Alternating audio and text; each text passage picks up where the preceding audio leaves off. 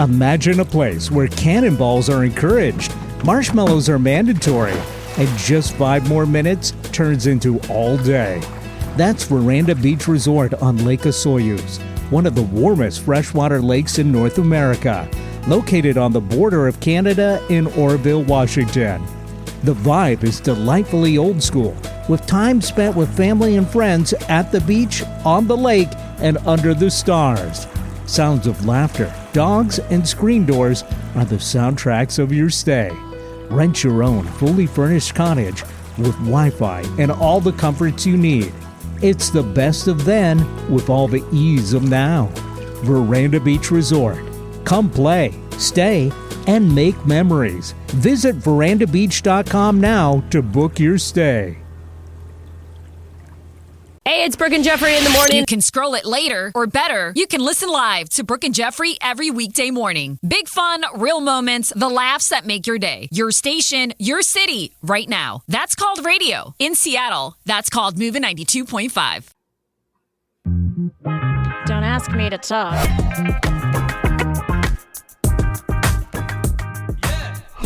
And welcome to yet another exciting edition of the exciting news show that's all gibberish. Don't ask me to talk because I can't do it. No, this is Don't Ask Me to Talk. I'm one of your podcast pals, supposed to be the professional. I am Eric Ryder, representing the Great Northwest, and my co-host here is Stacy. And Stacy Heller, and I am representing the amateur side of things. And this is like pro-am show, right? And I am representing the Southwest. Or is it the Southwest, or is it just the West? I think it's Southwest. Yeah. I mean, you could scarcely Texas, be more south and still be in America.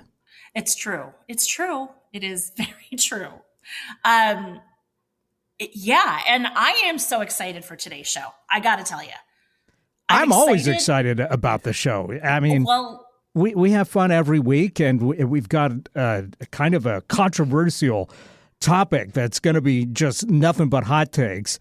So I think we're going to have to be careful, but also can't wait to dive in and say some stuff that will hopefully not get me fired. Well, and I am hot. How's that for a tease? You are not short of opinions on today's hot topic. That's right. And I am full of opinions on what I want to rant about this week. Well, very good. So before we get to the rants, though, we always like to check in and see how your week was, Stacy. Well, thank you for asking. First of all, I am a little excited because, hey, you and the girlfriend and Gertie are going to come visit Veranda Beach finally. We hope. I haven't confirmed with the girlfriend or Gertie that this is happening, but if all goes as planned, then yes, and I'm looking forward to it. It should be exciting. I've been hearing about this place for years now and have not had the chance to go and check it out myself. So you were very kind to invite all of us, and so I am looking forward to making it happen. Gertie will only be the second dog that's ever stayed at our cottage, so it's quite an honor. But there are so many dogs that hang out at Veranda Beach. Like, it is a doggy paradise. And it's fun. Like, you can take our e-bikes and you can go wander around if you are the hiking sort, which I know you're not really. But you can climb up the big mountain. It's like straight up. It sounds hideous. I do like to hike, though, actually. I'm just more of an urban hiker. Oh, okay. All right. Well, this is like a dusty mountain that, like, all of the eager beavers in the early morning, they're like, I made it up in 35 minutes today and back down and barely broke a sweat. And I'm like, yeah, you lost me at early morning. Right. I'm like, that sounds hideous. hideous. But you can wander around town. You can go to Canada. You can float. I'm a big floater. You could jet ski On the if you lake. want. On the lake. Yes. That sounded awful for a second, but in the sunshine, on the lake, with an On the inflatable. lake with an inflatable. Yes. And a drink in hand. Could Right. be Diet Coke. Could be gin and tonic. Could be water. I don't know. Won't be any of those things if it's me, but yeah. Choice of beverages. Choice of beverages. Does Gertie swim? She does not. She doesn't like to get her feet wet. Does she like to get her feet sandy? She does. Yeah, she likes to dig a hole while she's at the beach, and then she likes to just lay in the shade and relax. Perfect. She will be perfect at Veranda Beach then. So I'm super excited to host her. And I mean, I suppose you and the girlfriend. This will be your first chance to meet her, too. I know. Yes. Do you think I should call her like TG? TG. The girlfriend. Oh, I was talking about Gertie. Oh, well, that's telling. No, we talked about Gertie way more than the girlfriend on the That's show. true. So I'm just saying, this is your first chance to meet Gertie. Yes. Of course, I'm excited about meeting Gertie. I mean, Yes. Come on. I want Gertie to bring like outfits. Well, she's got a couple. Might be a tad warm for that, though, but we'll see. How about like a little floaty or like a tutu or something? She does have a tutu, See? so maybe. We'll see what we can dig up. We could do a little photo sesh. I think it needs dry clean, but we will see if we can make that happen in time. What a diva. Anyway, no, I'm excited. I think it will be really fun. My fingers are crossed that you guys can join us. Yeah, I hope so as well. It sounds like a lot of fun and a perfect way to kick off summer. 100%. And if you listen to the show, then you know that actually one of the sponsors that we have is Veranda Beach. And it's not one of these things where like me having a house there has gone way longer than them being a sponsor. It was my idea, actually, because I love it there. And I think so many people are struggling with figuring out where to go on vacation. The world is a dumpster fire right now. Right. And like, where can you go and have a good time with every age? No hassling with TSA, anything Nothing. like that. Yeah. Get in the car and go take a drive. So I'm super excited that we are having them as a show sponsor. And I've never even been to this part of Washington before. So, this is long overdue. It's totally long overdue. And like I said, bring your passport because you can go to Canada. So if you want international travel, you got it, baby. And for folks that don't know Veranda Beach, it's right by Oroville, Washington. So it's up near the border between, BC and Washington. And it's kind of northeast-ish, but not quite as far over as, say, Spokane. And, of course, it's quite forested surrounding it. But my understanding is the lake is more in a kind of a warm kind of. How would you describe this area? I've seen it described as a desert from the Canadian side, but I don't know about the American side if it's that. Yeah, I mean, it's almost like it's in sort of a valley. Like on either side, I always joke that the mountains or the hills or whatever on each side remind me of train sets when you see like them do a tunnel, a mountain range tunnel, where it's like there's some green, but there's also lots of brown. This is like that. And the area is got tons of farmers, tons of apple growing and orchards and that kind of thing. So it's a pretty rural environment. And there's also lumber, big on lumber. Veranda Beach, the resort itself, is on Lake Osoyos. It's like one of the warmest freshwater lakes in all of North America. Like, Yeah. it's crazy how warm you can actually go swimming on Memorial Day, and if it's sunny out, and not be like bone cold. And there's just a ton of stuff to do, and it's a beautiful little area, and there's all kinds of other lakes that you can go to, and day trips that you can take. And friends of ours, they go skiing in the winter, which that's not my thing, but there's a spot where you can go skiing. I mean, it's pretty much an all season place that you can go. Another friend came up and went hunting, and I was like, okay, but don't kill anything on my veranda, please and thank you. Like, no storing anything. But there's like literally something for everyone. Like, if you want to just sit and read a book at the pool, like, great. That, like, I'll be there. So, if you decide to check it out, go to the website, verandabeachresort.com, and inquire with the folks there and tell them that Stacy sent you. I don't know. Maybe you'll get a discount. Who knows? Let me see what I can do for you. Sounds great. I mean, and maybe they should get in touch first, and then you could help guide them if they have any questions about it, booking them. 100%. I would love to answer any questions. Yeah. But let me tell you the thing that I'm even more excited about. What's that? Complaining.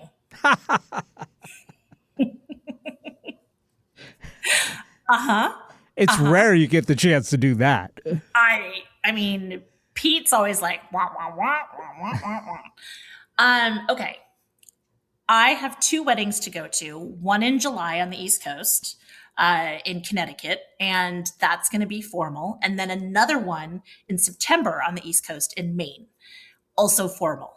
Apparently, the people that I hang with or maybe more formal weddings are coming back because it's a chance to dress up. I don't know what the trend is in weddings at the moment.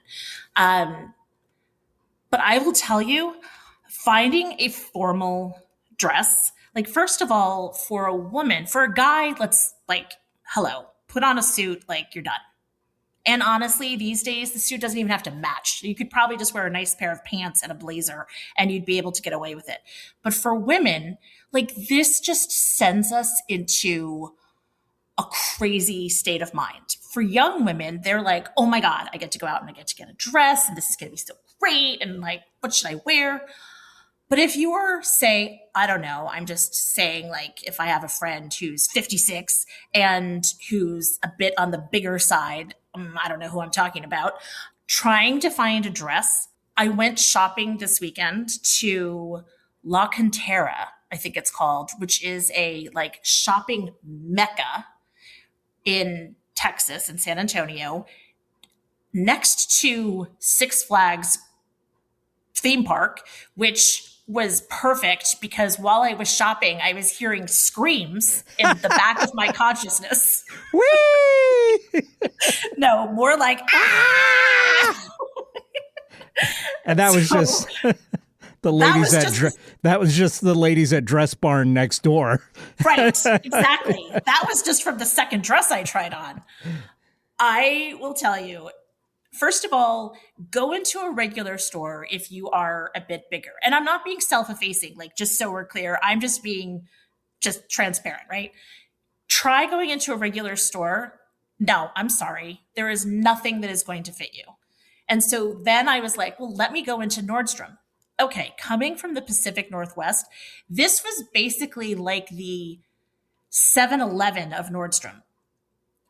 It was like every department had, like, a couple things in it. It was not a full Nordstrom store by any stretch of the word.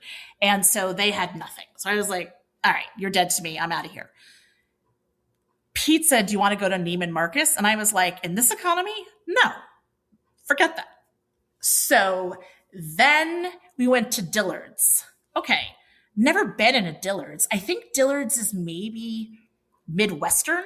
I don't really know. I thought that was East Coast. It's one of those ones you hear, like Filene's Basement and Dillard's and Bloomingdale's. Like, it's like seems New Yorky. Dillard's, like, never been in one. I don't know.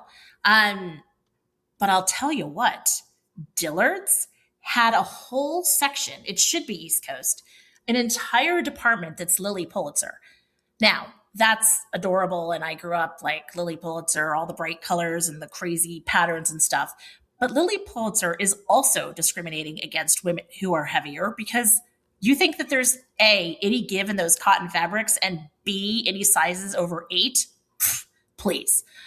So finally found the big and brave woman section, and Big and brave women.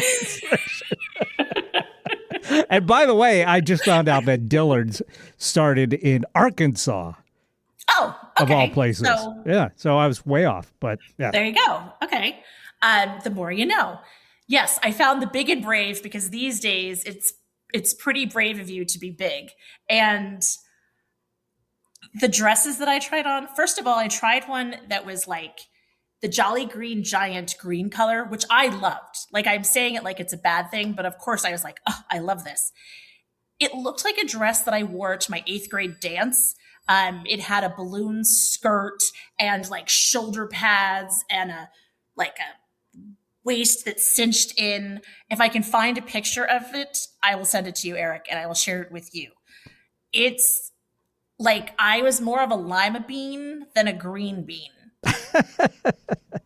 So Okay. like that was hideous. And then a lot of the other dresses, like for formal dresses, it kind of means long dresses. So I have purchased dresses from Nordstrom, had to return them. Too dark, too big, too this, too that. Bought another dress, loved it. Tried it on again to compare to another one that I had. The zipper broke. I get it, okay? My boobs are big. Thanks for reminding me.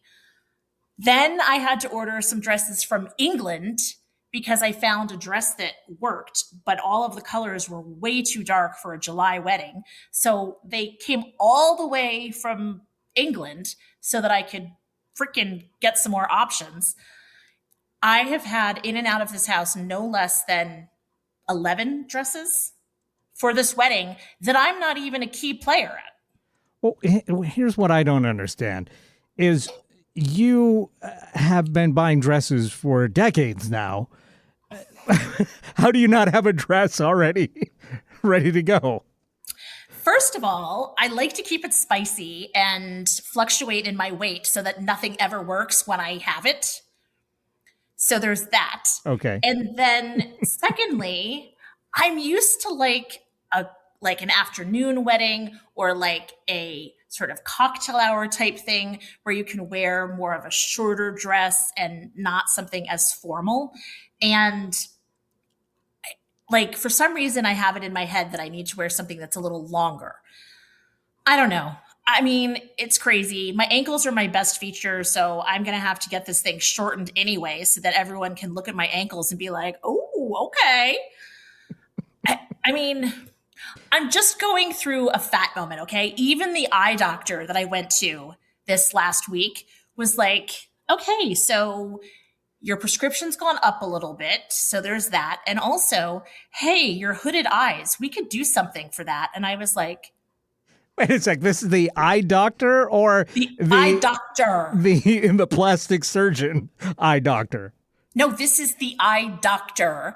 And I'm like, oh. Does he have a side hustle? I swear he must be getting a kickback because I said to him, okay, so are you telling me that my eyes are so hooded that it is encroaching on my ability to see? On your vision, right. Like, right. And he was like, no, this isn't a medical thing. And I'm like, so this would be cosmetic. So you're just a dick. Right? Just want to make you feel bad. Right. And I was like, awesome. So he sent in a referral for that. So, it's been a good week for me. Break-in dresses, like not being able to find anything, hooded eyes. And here's the best part. My mother, I have a video from a couple years ago of my mother telling me, you could do something about your hooded eyes. And I was like, are you kidding me right now? You're my mother. So all this change in Texas, I'm going to be the woman that Like my first plastic surgery is going to be for my hooded eyes. And they're going to be so tight, I'm going to perpetually look surprised. I don't know if this is a good idea. Okay, I'm done ranting. It was a lot. I was a lot. I get it. I say last time I went to a wedding was my sister's wedding, and I had a suit that I was going to wear to the wedding that I took, but I didn't. I neglected to try on the trousers before getting down there. And then attempting to put those on, I was like, whoa, these do not fit. And so I had to go like shop around to find some trousers that would go with my jacket before I went to this wedding. And it's so frustrating to me that we can't come to some kind of universal decision on what sizes mean. Because I wear a 32 waist, and I have lots of pants that fit very comfortably with a 32 waist. But then for some reason, trying to get slacks, 32 would cut me in half if I actually managed to cinch it together and get that clasp to connect. Like the top of me would just fall off because it had been cauterized. You know what I mean? Yes. So I do not understand why I had to find a 34 in slacks to fit me. When all my other pants that are 32s fit just fine. But somehow slacks, nope, there's no slack given. None. It's an oxymoron. Exactly. And that was so frustrating. So I went to like 3 stores, like trying on stuff, trying to get something that A, kind of looked good with the jacket, and B, did not make, like all the fat in my body like push up into my face. Yeah. Welcome to shapewear for women. Yes. My cup overflow. It's so weird. Like, it's horrible. Especially in this day and age of online purchases for clothing. You'd think we'd have a standard. Well, and do not order anything from Amazon that's not a brand that you know. First of all, every brand runs different. So if you wear a size 10 in one brand is going to be completely different than another. And yes, you have to take into consideration like fabrication. It's got no give. Like, what does it have in the material? Blah, blah, blah, whatever.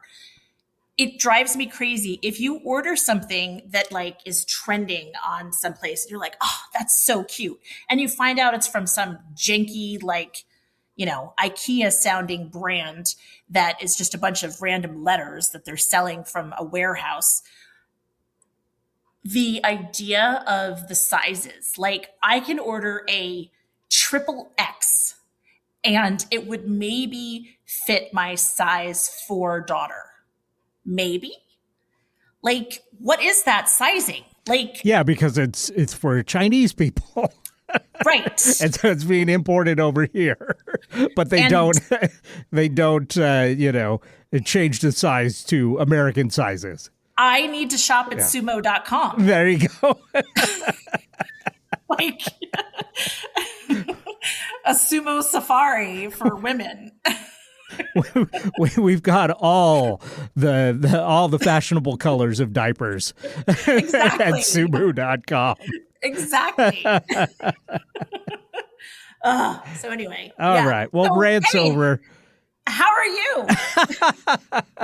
I'm doing pretty good. I had a kind of a rockin' week, which was fun. Went to see one of my favorite bands, The Wedding Present, and I got to see them twice over the weekend, which was really nice. That's a gift. Yeah, they did a session. I see what you did there. But it ties into our discussion here of the weddings and the frustrations. But this band, The Wedding Present, who I've probably seen more than any other band in my lifetime. And I've been a big fan since maybe 1990, I guess, when I first heard them. So I see them every time they come to town, and thankfully that's about once a year. And they were fantastic. They did a radio session that I was lucky enough to get a little invite to on Friday. So I went and saw that. They sounded great. And then they played a full concert on Sunday night at the Crocodile, and it was great. That's awesome. Yeah, it was like the last couple of Sundays have been concert nights for me, because I went and saw a band called Art Brut, which is a great English group that hasn't toured in a long time. And last time they were going to play, I had tickets for it.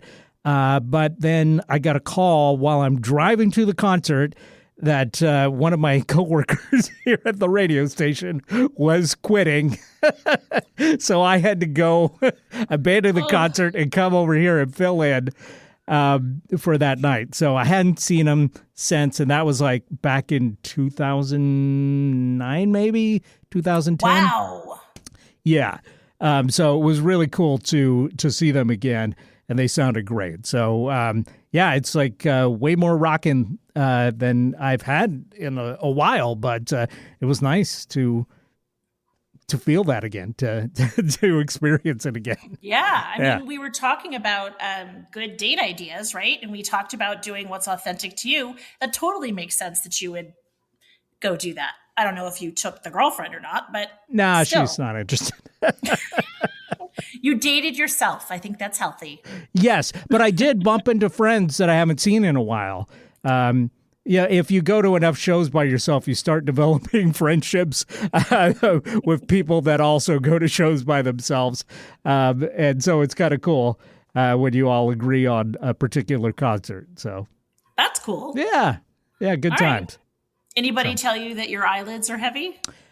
No, thankfully. But the great thing about rock concerts is it's a dimly lit in the audience, so you can get away with having I thought that was eyes. just my eyelids. Right? No, I thought the lights were fully on. but no one was home.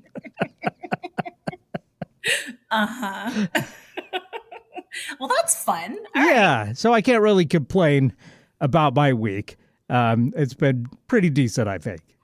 All right. I like that. That's kind of fun. And I saw a great movie this week, too. Oh, are you going to talk about that during Cultural Blind Spots? You know I will. It's another absolute classic that is on the AFI Top 100. Oh. So you got to be getting up there in your list. You've been marking them off. Yeah. I think we should take a quick break, and then we'll talk about it when we come back. Perfect. All right. Keep listening. Me to talk.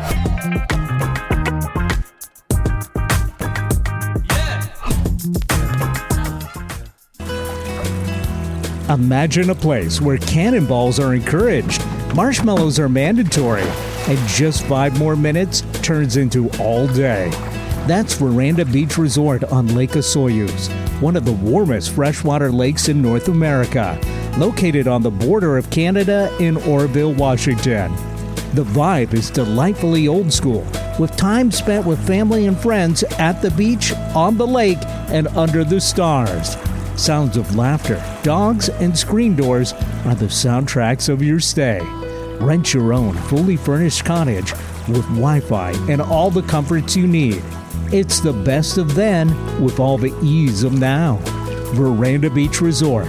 Come play, stay, and make memories. Visit verandabeach.com now to book your stay.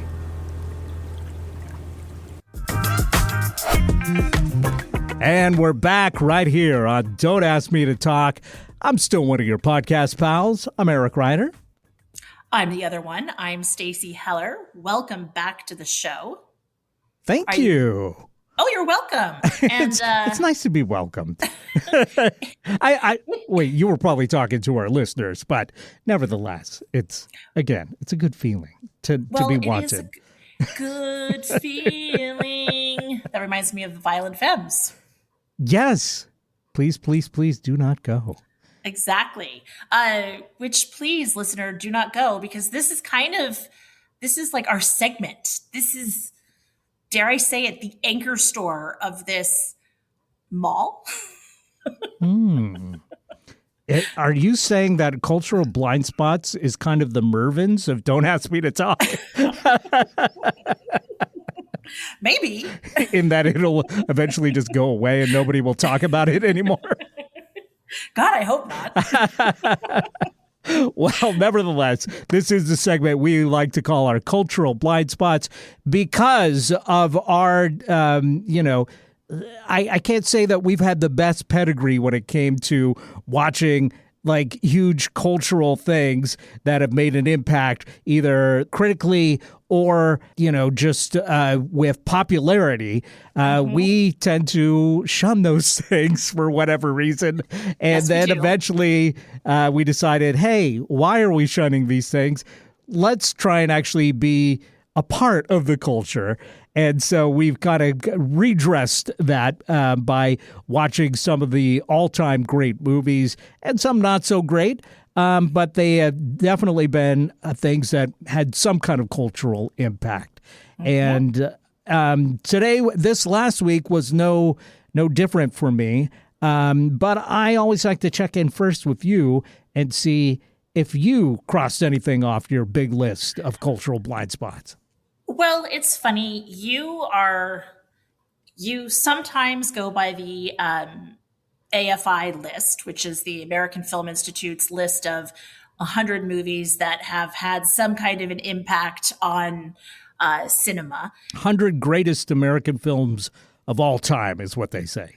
There you go. Yeah. I, on the other hand, I'm not moved by a list. I'm moved by what am I in the mood for? And go ahead. I've seen less than half of the AFI Top 100, so clearly I'm not moved by a list either. I just find some satisfaction to checking these off as I see them. Well, okay. So basically what I did is I went to Canopy. We've talked about Canopy a lot. And I've been kind of enjoying visiting some kind of older movies. And I was feeling like I wanted something that was a comedy, that was kind of set in like the 60s, whatever. I've been enjoying that period. And so I found a few different movies to choose from. I couldn't decide between Barefoot in the Park, which I think was with Jane Fonda and Robert Redford, maybe. The Apartment, which I think was Shirley MacLaine and Jack Lemmon, maybe. And then The Odd Couple, which is ultimately what won with Walter Matthau and Jack Lemmon. So apparently I was like, now that I'm living in an apartment, this whole like apartment genre, I'm digging. I also briefly considered Rosemary's Baby because that also happened in an apartment. That's right. I love this idea that you're seeking out a genre movie based on where you're living.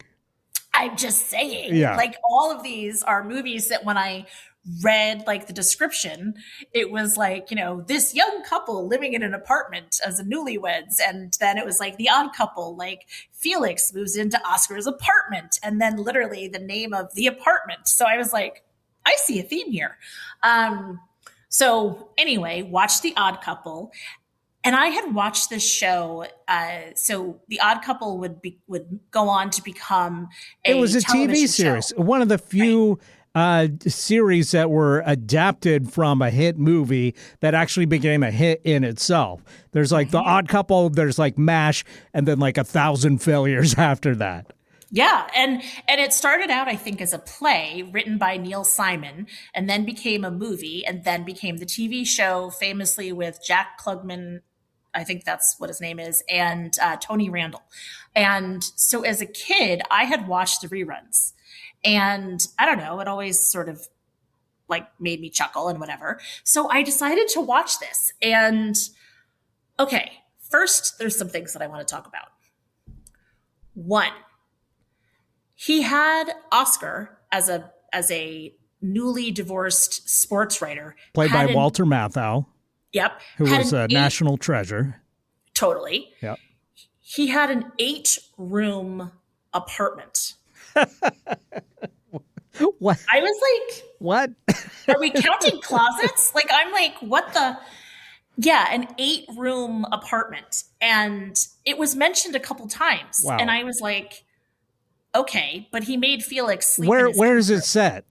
New York. New York. An 8-room apartment. I was like, I mean, like $10,000 a month now. right? Like minimum. So Yeah. that's one thing.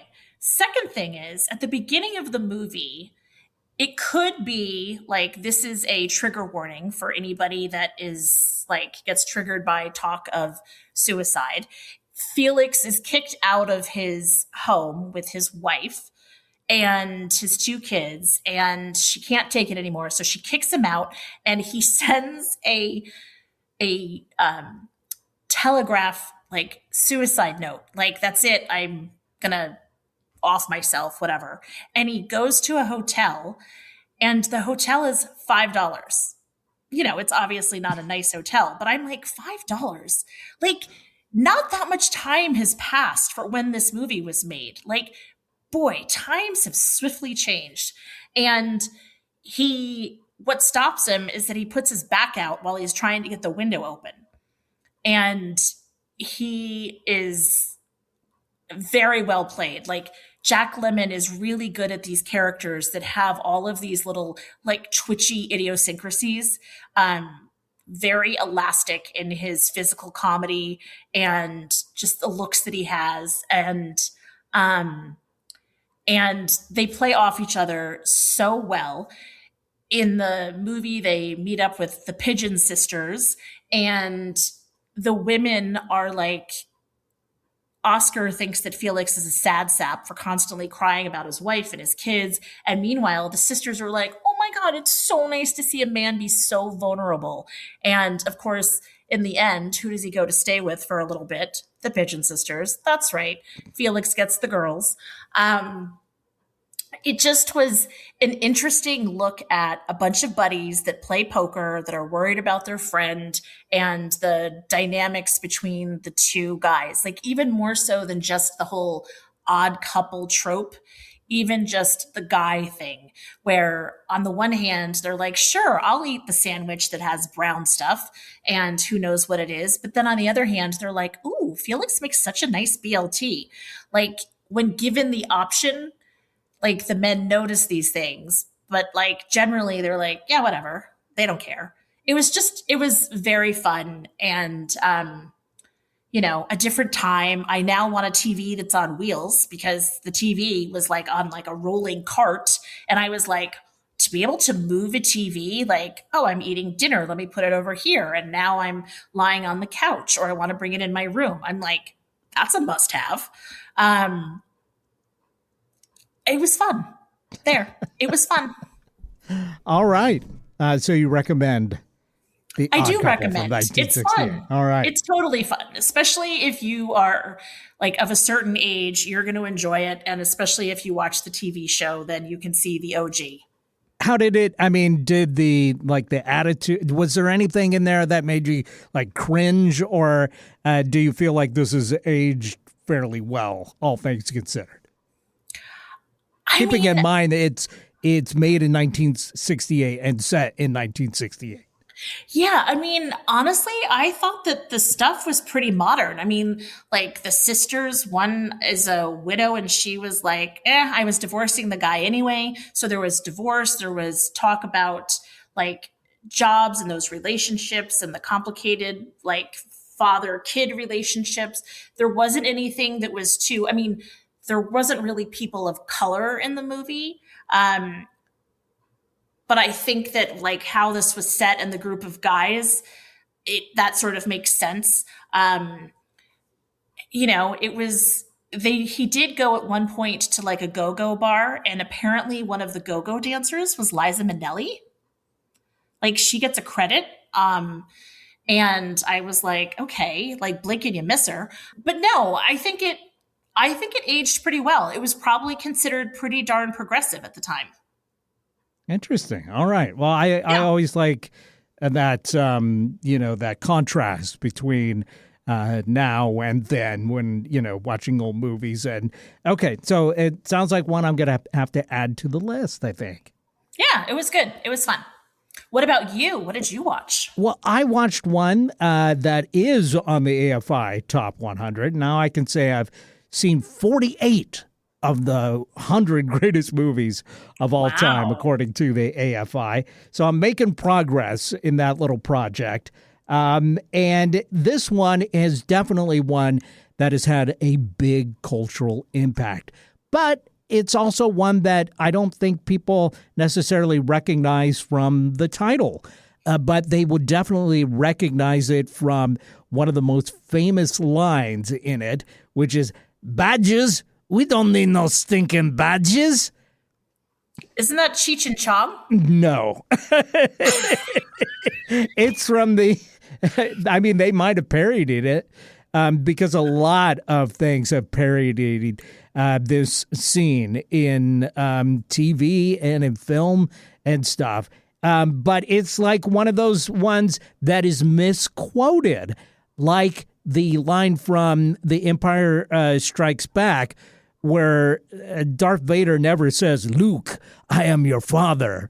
He says, "No, I am your father." I'll play you the actual line from the movie. Oiga, señor, we are federales, you know, the mountain police. If you're the police, where are your badges? Badges? We ain't got no badges. We don't need no badges. I don't have to show you any stinking badges. Okay. I think Cheech and Chong 100% stole this, because I always think of it as being that.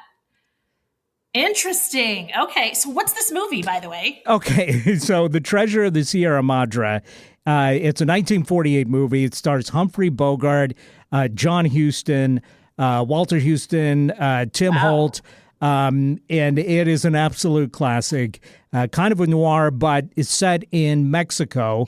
And it's basically some American guys that are out of work in Mexico. They're trying to make a living, trying to find fortune, which is interesting because it totally is the opposite of what we think about of like Mexican immigrants trying to find some financial success in this country and then send it back home.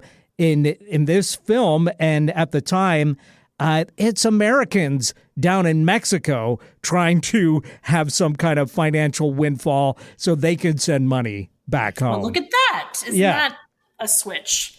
So Humphrey Bogart plays a character named Dobbs, and he's really down on his luck, and he's like begging on the streets in Mexico, and he's like basically just going up to other Americans like, "Spare a meal for a fellow American," and he's not even looking these people in the eyes. And so this guy's like, "You've asked me 3 times already."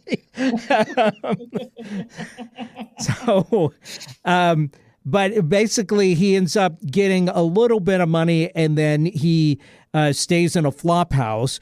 And one of the other guys staying there is this old prospector guy. And he talks about how gold is corrupting. If you've ever been a gold miner, finding that little bit of gold can be completely corrupting to your soul because you just want more.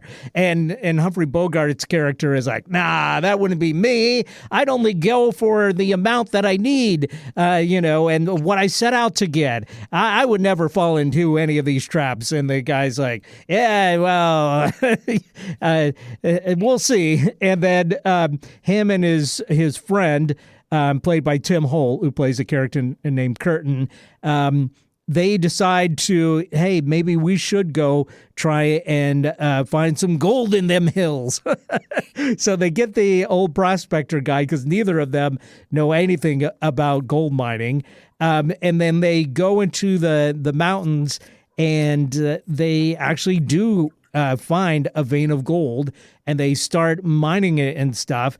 And but they just, like, the Humphrey Bogart's character does actually end up going kind of insane along the way, and he's worried about them stealing his gold. And it's really just one of those classic stories about how a little bit of power or a little bit of windfall can absolutely corrupt. And it is just so well done. And to see Humphrey Bogart, who is this like known as this like handsome hero character in a lot of his movies, just play this guy who's a real jerk. And just slowly lose his mind is pretty amazing. It's a turn from him that I'd never seen before in the few Humphrey Bogart movies that I've watched. Sure. And it is just amazing, not only the badges line, which has been, like I said, parodied tons and tons of times. Just you will see like the bones of this story adopted over and over and over in movies and film and TV shows and stuff through the decades. Once you've seen this, you start seeing like all the like the parallels, like, oh, this is the source, the mother lode, if you will. Right. Yeah, the touchstone for it. Yeah. And I really enjoyed it. I tell you what, I feel like a broken record here, but the score really bugged me because this. Oh, really? Yeah, the score is so over the top. Bah, bah, bah, bah. It's just really, it's not subtle at all. It is just in your face. And I just feel like, again, like, I don't know what year they finally figured out how to make a score that actually really went with the actions of a movie. But the more I watch these classic movies, the more I think like that they just could not figure out how to score a movie properly. It just, it so doesn't work. Canned music. Well, maybe. I feel like the score was written for this movie, but it's like when you see stuff like that came along later and how like it subtly works into it, or if there's bombastic themes, it's applied in the right places. There's so many of these classic movies that where the score just feels like out of place. And this is another one. But the acting is so good. The story is so good. And I mean, that's a stacked cast. It absolutely is. Yeah. And you know, the one thing that kind of bummed me out is I just feel bad for the animals in the movie. They have to get like these burros to go with them. And it just seems like the poor burros, they didn't sign up to be in a movie, you know? So I'm just hoping that they were treated better than they are in the movie. Oh. Because they're not treated well in the movie, unfortunately. I mean, you gotta, like, I don't think that they had those little disclaimers like no animals were harmed in the making of this movie. Right, exactly. Yeah. Yeah. One thing that I didn't, not to take us away from Treasure of Sierra Madre, but I forgot to mention the score of The Odd Couple. Yeah, you did mention it a little bit because it's a very famous theme that, again, carried over into the TV show. But what did you think about how it was integrated into the movie? They did it as a starting thing, which was basically just like the TV show where it's like them coming home, and it fits, like that music fits perfectly because it's sort of this like a bit defeated, like, I don't know, but bright music. Look it up and there's a chance that you'll be like, oh, I know that music. Okay, now, so this movie, I love the Spanish. Are there subtitles? No, that's another interesting thing about this. And by the way, I mentioned that John Huston is in the cast of this movie, but he's actually the director and director of the movie. And he does make a cameo in it. So he is technically part of the cast. He's, again, the guy that gets hassled by Humphrey Bogart's character for some money at the beginning of the film.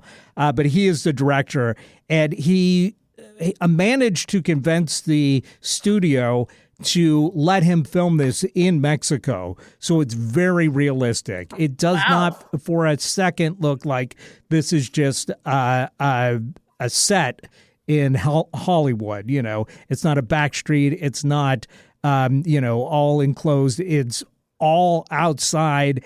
It's all in Mexico itself. So it's very realistic and very naturalistic in the acting and stuff, which I feel like for this time period is, kind of almost revolutionary because there was so much that was just kind of like, it was a style at the time to make everything stylized and kind of, over the top and playing to the back of the theater kind of thing, exactly. And this movie is not that at all.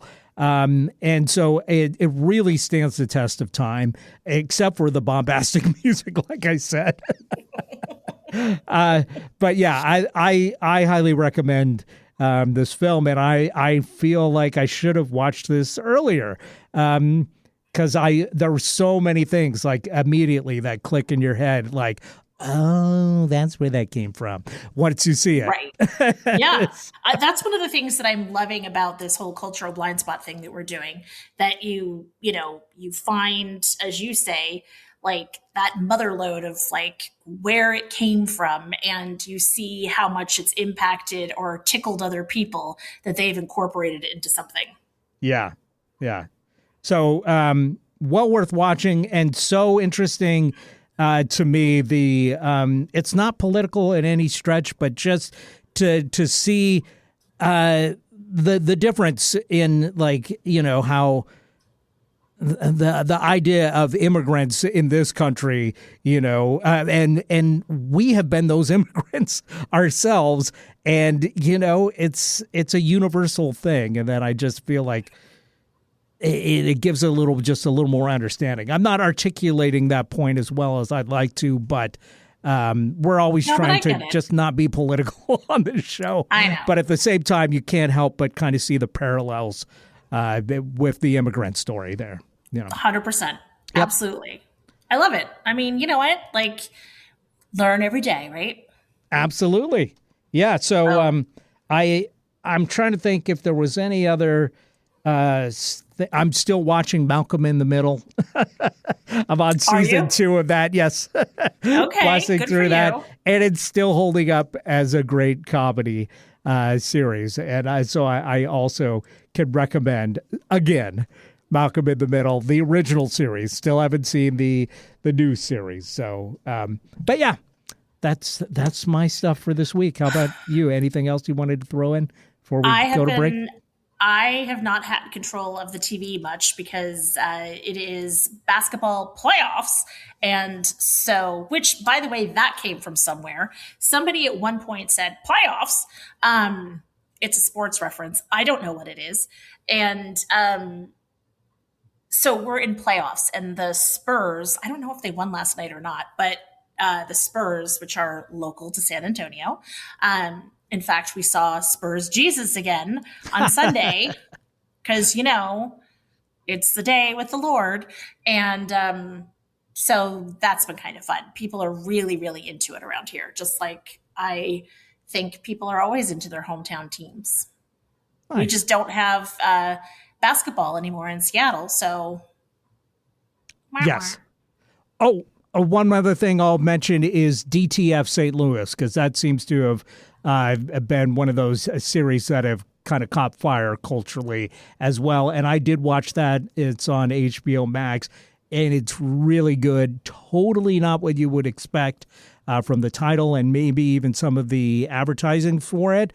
Okay. It is a crime drama, and it is goes to places that I don't think you would expect. But it's at times very, very touching. But also, I think I went into this thinking this would be like sexy fun, and instead it was way more just examination of adult middle-aged friendships, which I did not see coming. Okay. And what's it called? DTF St. Louis. Okay. Yeah. Great cast. Very well written. And yeah, I think people could possibly enjoy that even if they were turned off by the title. Or even if they were turned on by the title. There you go. So whichever way you Yes. go, you might enjoy this. Exactly. All right. I love that. Okay. Well, we have to make sure that we leave enough time to talk That's right. about this exciting topic that we picked last week. Let's take a break. We'll come right back. We'll talk about it. Stay tuned. Don't ask me to talk.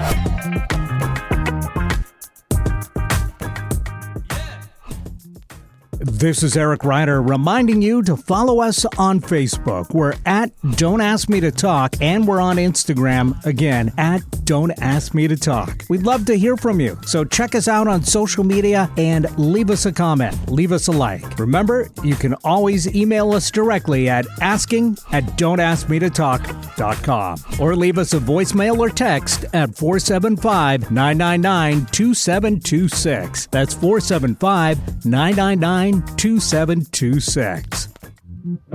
Don't ask me to talk.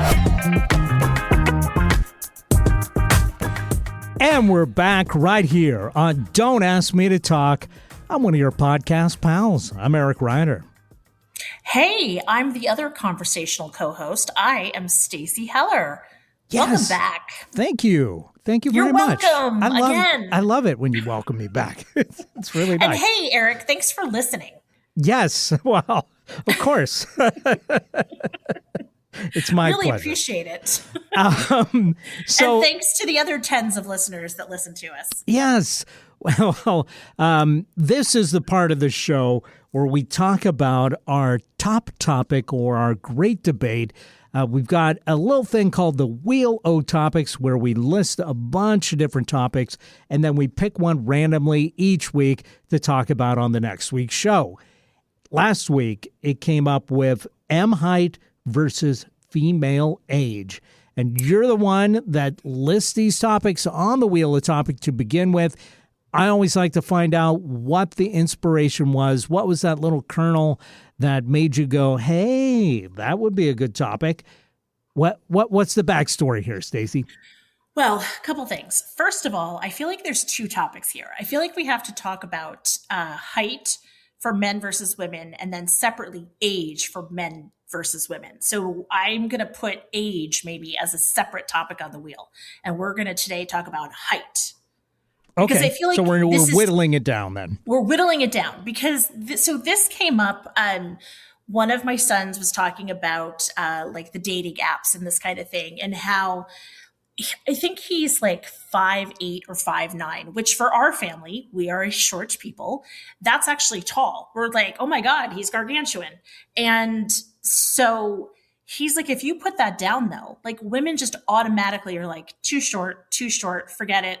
And, no interest. And so we were talking about that. And then it's funny to hear my girls. Which, by the way, 5 feet 9 inches is the textbook definition of average height in the United States.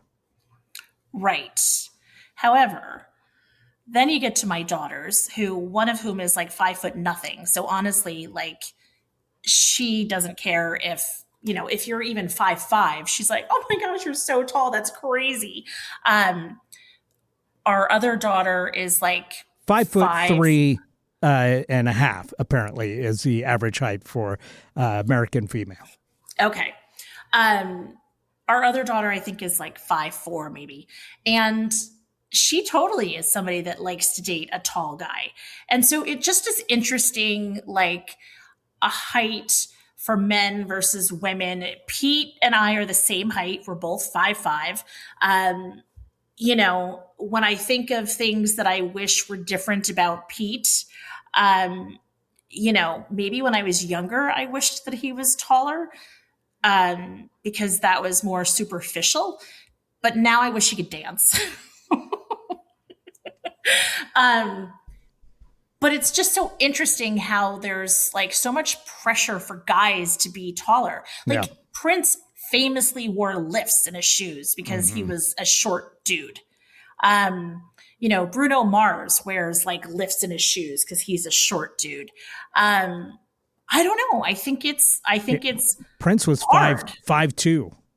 Yeah, I mean, like a short guy, but like such a big guy simultaneously. So I just think it's interesting that, like short guys, like what's that like? And then, you've got these tall women, like short women, it's always fine because you can find somebody that's taller if that's what you're into and fine.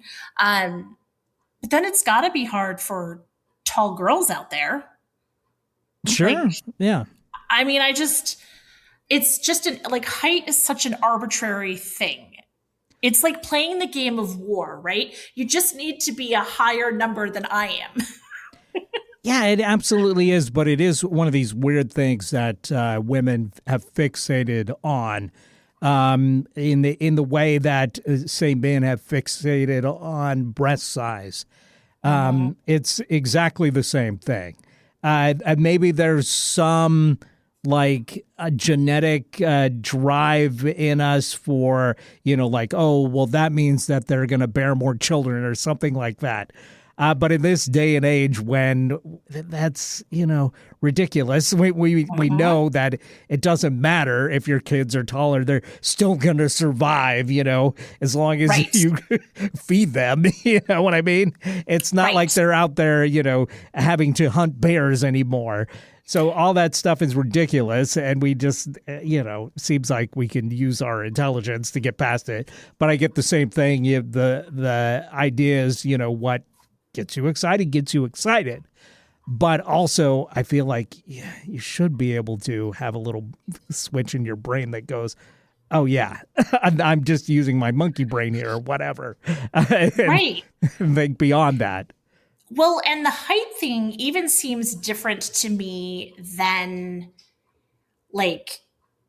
and maybe, I don't know, listeners, tell me if I'm crazy. Like as a woman, I don't look at a guy, because I'm interested in men, and I don't think like, ooh, they're tall. Like that's attractive. Like you're right about men and breasts. Like, yeah, but a lot of women do. I would say probably the majority of. I mean, when you think about the classic line of what they're looking for, tall, dark, handsome. Tall is the first thing on that list. Yeah, that's true. Dark and handsome could take a hike and they'd still be interested. Yeah, I guess so. I mean, it's funny because like you watch, even movie stars, you watch movie stars on TV and you don't really have a sense of how tall any of these guys are.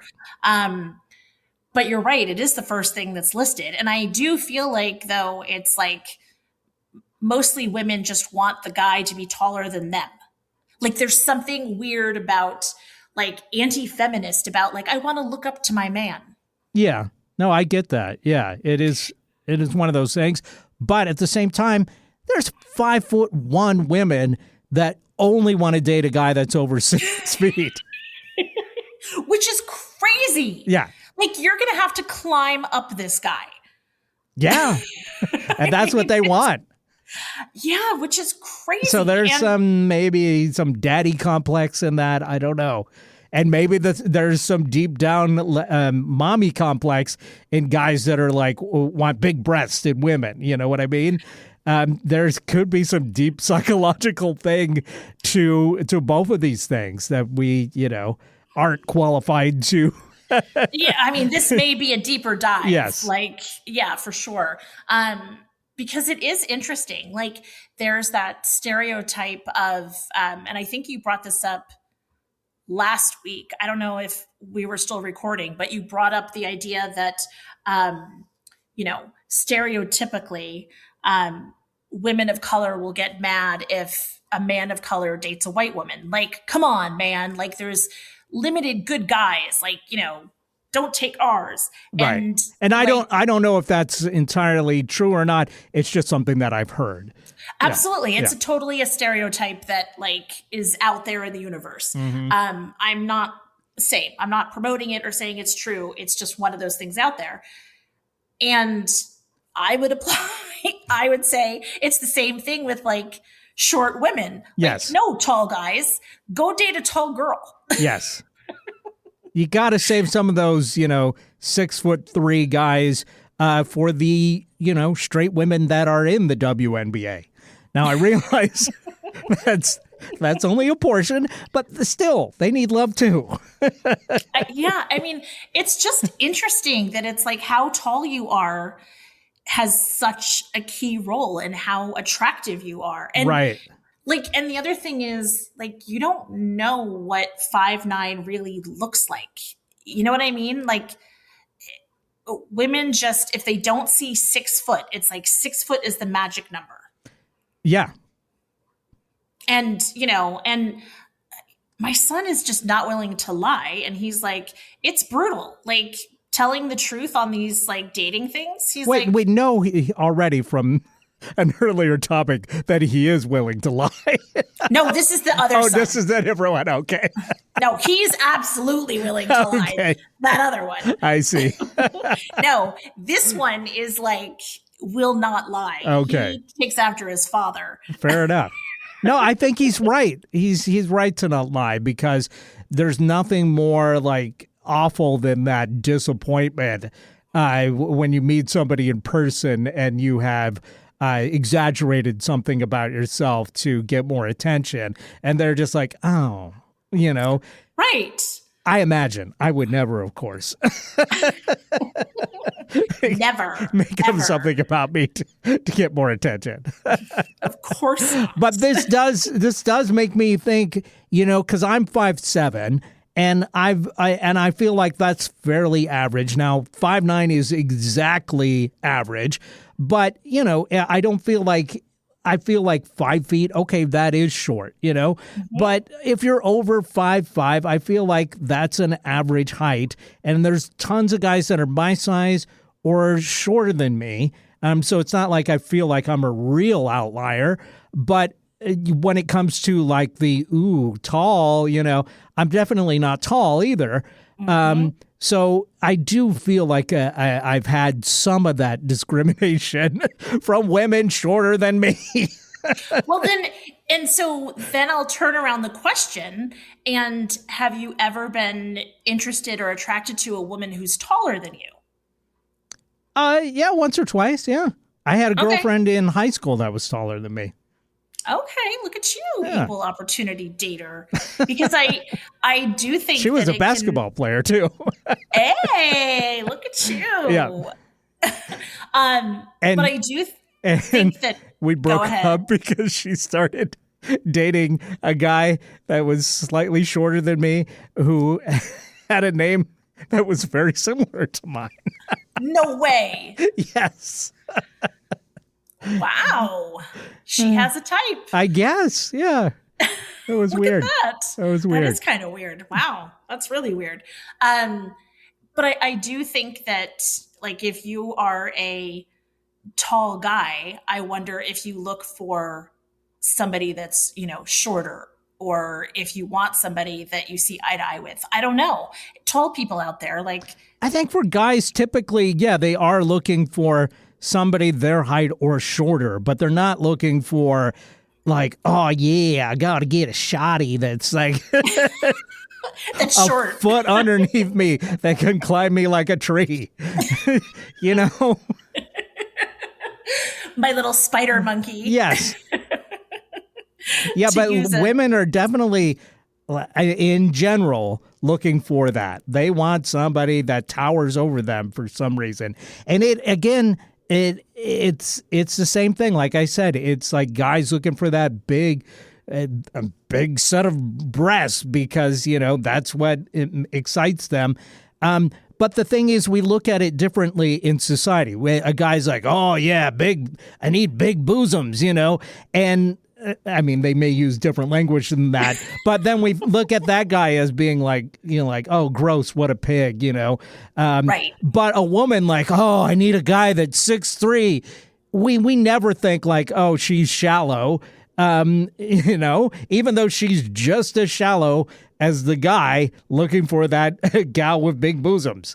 It's exactly the same thing, and yet we treat one thing as being like, oh, well, it's her mothering instincts. And then we look at the guy as, what a freaking creep horn dog. You know what I mean? And there's this double standard between the sexes. There 100% is. Yeah. Because I'm like, dude, if you want to breastfeed, go back to your childhood. Yes.